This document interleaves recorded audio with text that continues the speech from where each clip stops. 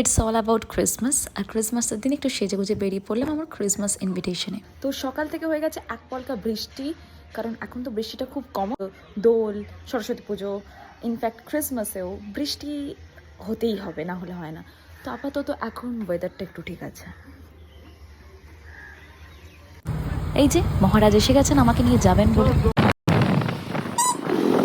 গিয়েই দেখা এনার সঙ্গে।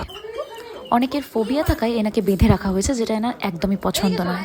উনি সবার সঙ্গে খেলা করতে খুব ভালোবাসে। ও মা, কি সুন্দর হাতটা তুল। ক্যামেরা তো ধরছিস না, তুই এত লম্বা হয়ে গেছিস। দেখছ না যে কোনটা রাইট কোনটা বানি আলমারির থেকে শুরু হয়ে গেছে। আরেকটু লম্বা হবে।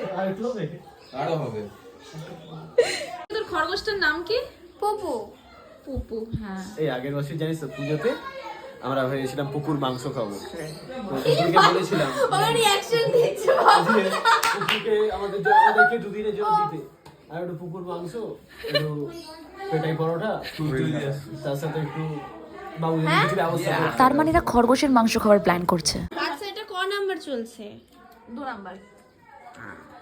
এটা 2 চললেও আমি তারপরে বাকিগুলোও খেয়েছি।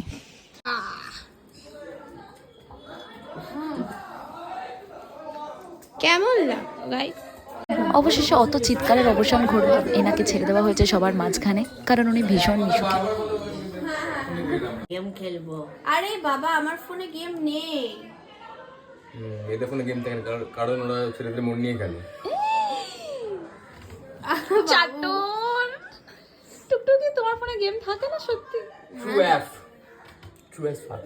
ই বাবা, কি বাজে। আর কি মোমেন্ট বিফোর ডিজাস্টার গাইস।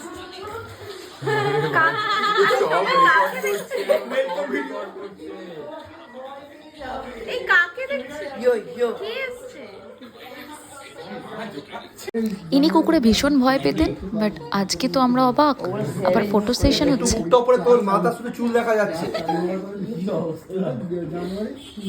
আর এখানে আমাদের রিলসের প্রিপারেশন চলছে।